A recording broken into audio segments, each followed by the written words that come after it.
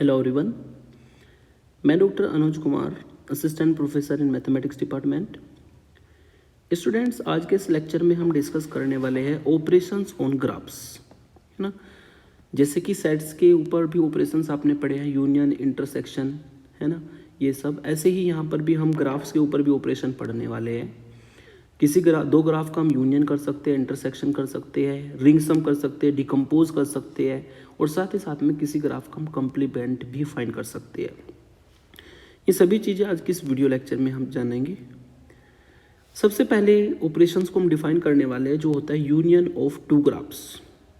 जैसे आप जानते हैं कि अगर दो सेट का आप यूनियन करें तो दोनों सेट के एलिमेंट एक साथ इकट्ठे हो जाते हैं यूनियन में।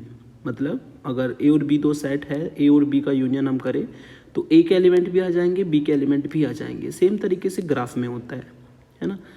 अगर दो ग्राफ का हम यूनियन करें तो उनका जो वर्टिसेस का सेट है उनका भी यूनियन हो जाएगा, और जो एजेस का सेट है उनका भी यूनियन हो जाएगा। वही डेफिनेशन डिफाइन भी की है मैंने। If G1 equal to V1 E1 एक ग्राफ है, and G2 equal to V2 E2 दूसरा ग्राफ है, और two graphs then their union, उसको हम G1 यूनियन G2 से डिफाइन करेंगे, इज ए अनोदर ग्राफ। ये हमारा एक नया ग्राफ बनेगा जिसको हम G equal to V E graph का नाम देंगे, जहाँ पर जो वर्टेक्स का सेट है वो V1 यूनियन V2 के इक्वल होगा, और जो एजेस का सेट है वो E1 यूनियन E2 के इक्वल होगा। और अगर इसको थ्योरेटिकल डिफाइन करें, vertex set of G consist of only those vertices which are either in G1 और इन G2 और इन बोथ। यूनियन की डेफिनेशन जो होती है, ठीक है, यूनियन वाले ग्राफ में वो सभी वर्टेक्स बिलोंग करेंगे जो G1 में होंगे, G2 में होंगे, साथ ही साथ में वो दोनों में भी होंगे। सेम तरीके से एजेस का, edges set of G consist of only those edges which are either in G1 और इन G2 और इन बोथ। ठीक है, चाहे G1 में हो चाहे G2 में या दोनों में हो, वो हमारे यूनियन में बिलोंग करेगा ही करेगा। ठीक है, फॉर एग्जाम्पल पर मैंने ये दो ग्राफ लिए। ये दो ग्राफ है, इस ग्राफ को मैंने नाम दिया G1 का, और इस ग्राफ को मैंने नाम दिया G2 का। This is our G1 graph and this is our G2 graph. तो G1 का यूनियन G2 के साथ करना है, मतलब वर्टिसेस का जो सेट है वो भी कंबाइन हो जाएगा, और जो एजेस का सेट है वो भी कंबाइन करना होगा। और अगर इनका यूनियन निकाले तो यूनियन इनका आएगा, ये जो मैंने नीचे ग्राफ बना रखा है, G1 यूनियन G2। ठीक है, तो उसमें सारे वर्टिसेस हमारे कंबाइन हो जाएंगे। Vertices V1 V2 V3 V4 V5 जो कि G1 में है, और वहाँ पर एक एक्स्ट्रा हमारा वर्टेक्स है जो कि V6 है, यानी कि इसमें V6 भी इन्वॉल्व होगा। तो सेम तरीके से मैंने यहाँ पर क्या किया, V1 V2 V3 V4 V5 को सेम पोजीशन पर रखा, और V6 को मैंने ऊपर ले लिया इस तरीके से। ठीक है ना। अब हमें क्या करना है, हमें एजेस को भी ज्वाइन करना है। एजेस भी सब आएगी जो ग्राफ G1 में है, वो भी सब आएंगी जो G2 में है, साथ ही साथ में वो भी आएगी जो दोनों में है ना। तो यहाँ पर आप देख सकते हैं, यहाँ पर आप देख सकते हैं कि जो V1 V2 के बीच में जो एज है वो E1 है, और इधर भी अगर देखें तो जो V1 V2 के बीच में एज है वो E1 है। तो सेम तरीके से हमने यूनियन में भी V1 V2 के बीच में एक एज बनाई जो कि E1 का काम करेगी, तो ये E1 हो जाएगी, है ना। तो ये एज हमारी E1 होगी। अब लेते हैं हम V1 V3 को।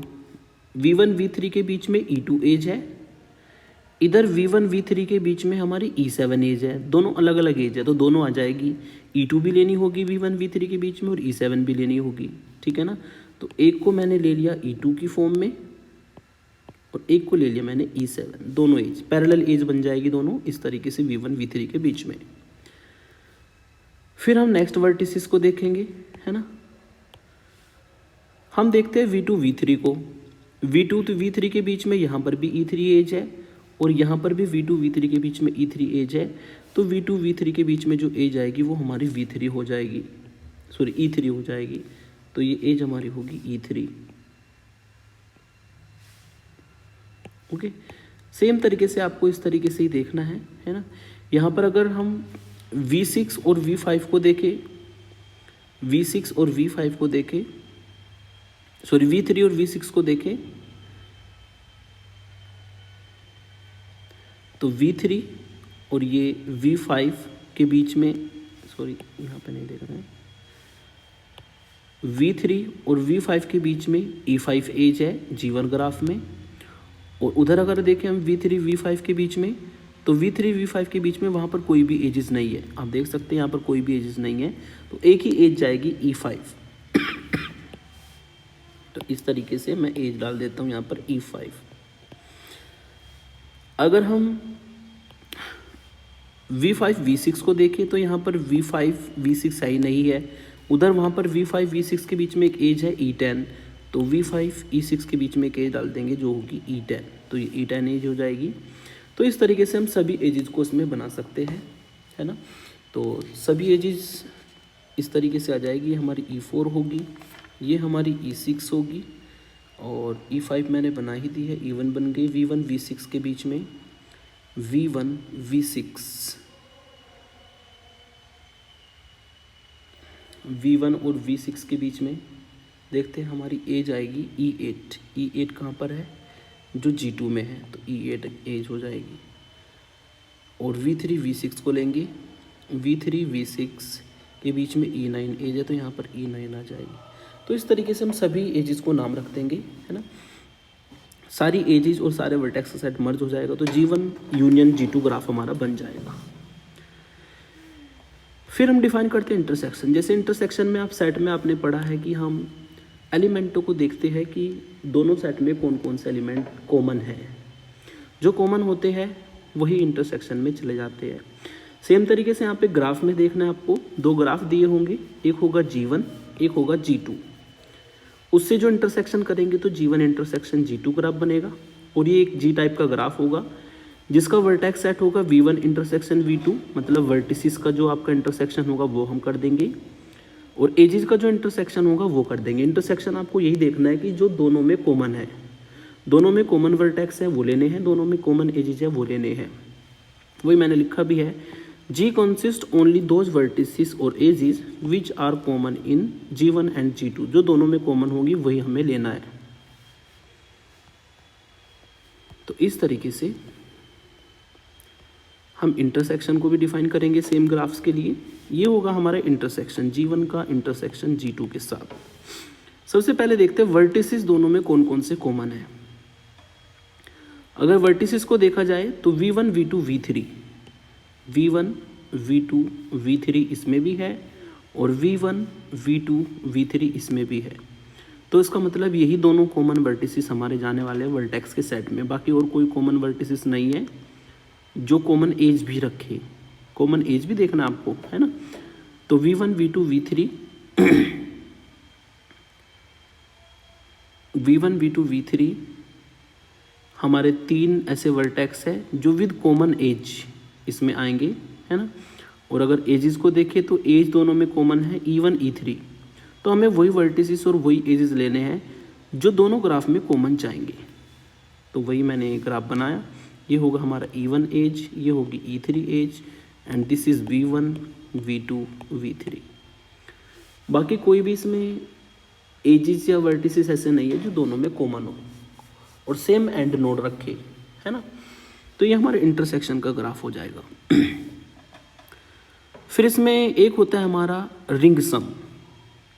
एक क्या होता है हमारा रिंग सम। रिंग सम को अगर डिफाइन करें दो ग्राफ के बीच में तो वो होता क्या है, आपको करना क्या है, G1 यूनियन G2 जो आपने किया है ग्राफ का, उसमें से G1 इंटरसेक्शन G2 घटा देना है। क्या कर देना है, G1 यूनियन G2 ग्राफ में से G1 इंटरसेक्शन G2 घटा देना है, तो रिंग सम बन जाता है ग्राफ का G1 रिंग सम G2। ठीक है, तो डेफिनेशन को सेम तरीके से डिफाइन मैंने किया है। Ring sum of two graphs, दो ग्राफ है, एक G1 है एक G2 है, इसका रिंग सम को हम G1 और प्लस को इस तरह सर्किल में लिखते हैं। तो इसमें जो वर्टेक्स का सेट होगा, वर्टेक्स का सेट तो V1 यूनियन V2 होगा, लेकिन जो एजेस का सेट है वो यूनियन में से हमें इंटरसेक्शन को घटाना है। यूनियन E1 यूनियन U2 में से इंटरसेक्शन को घटाना है। ठीक है, मतलब G जो है consist of vertex set V1 union V2, इसका वर्टेक्स सेट तो V1 यूनियन V2 होगा, लेकिन जो एजेज है केवल आपको वही एजेज कंसिडर करनी है जो आइदर इन G1 और इन G2, लेकिन दोनों में ना हो, बट नोट इन बोथ, क्योंकि हमने इंटरसेक्शन को घटा दिया तो हमें वो एज नहीं लेनी है जो दोनों में कॉमन हो।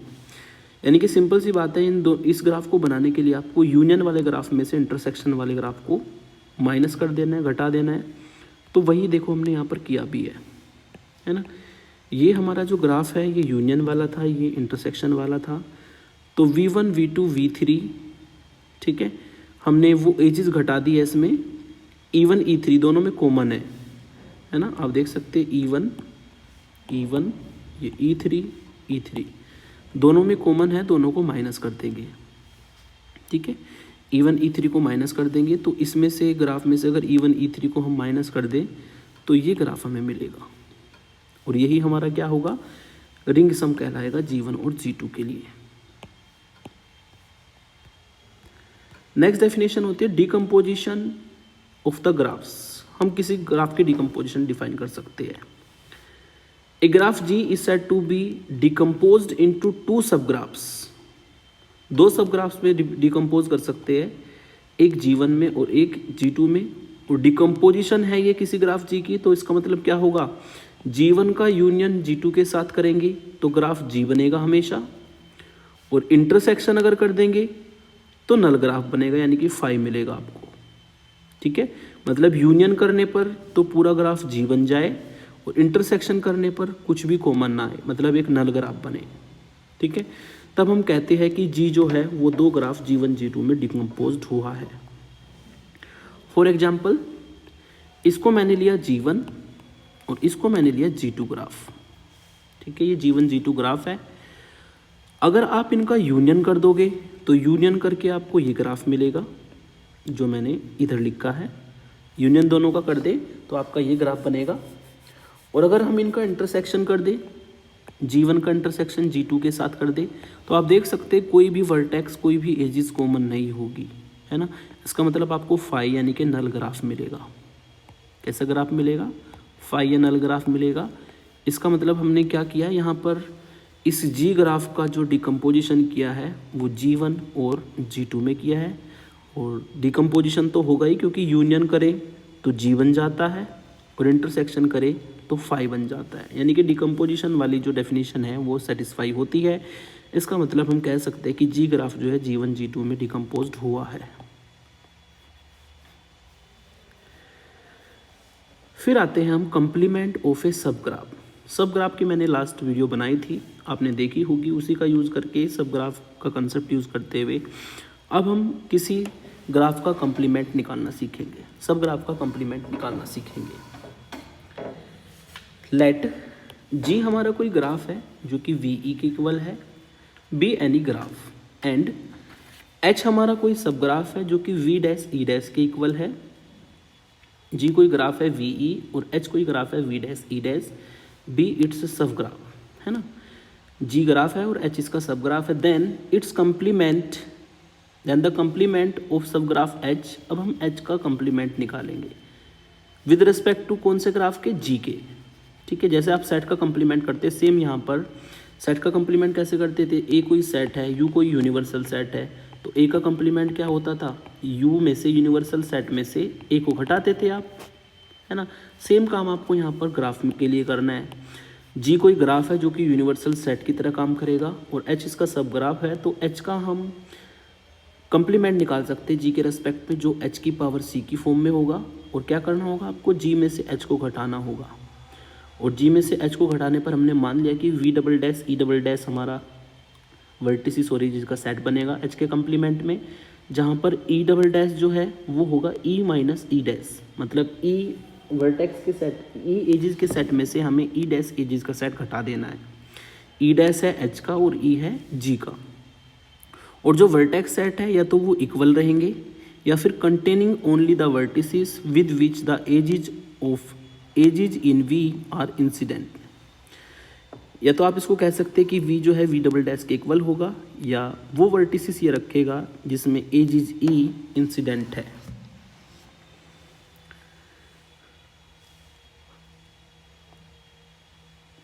एग्जाम्पल लेते हैं। ये मैंने माना कि g मेरा कोई ग्राफ है जिसका वर्टेक्स सेट v है, एज का सेट e है।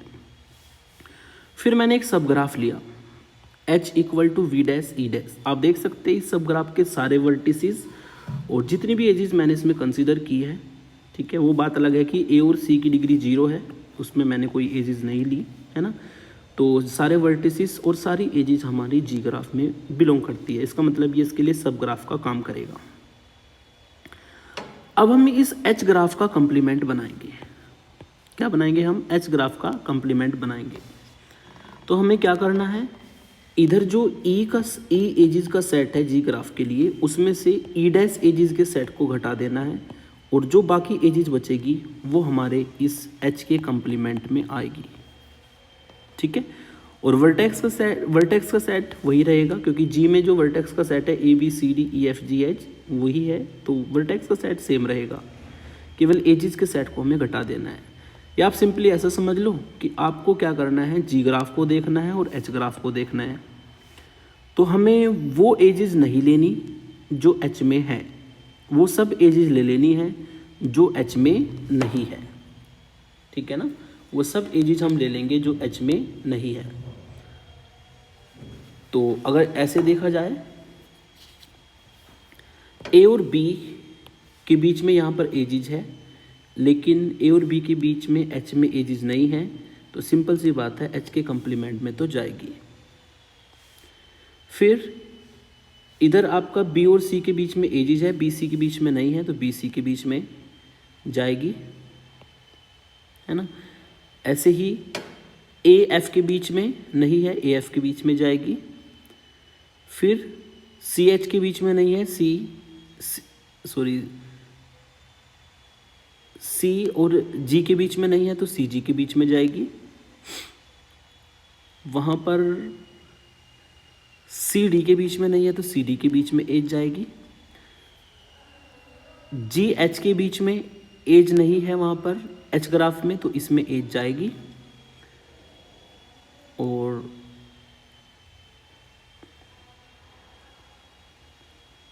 आई थिंक सारी एजेस हमने कवर कर दी। हमारे पास कितनी एजेस नहीं थी? 1 2 3 4 और ये 5 एजेस नहीं थी हमारे एच ग्राफ में, जो मैंने जी ग्राफ में लेनी है ना। और बाकी सब वर्टिसेस हमारे सेम रहेंगे। तो ये जो हमने ग्राफ बनाया है, मतलब सिंपल सी बात है कि इस जी ग्राफ में से इस एच ग्राफ को मैंने माइनस कर दिया, ठीक है।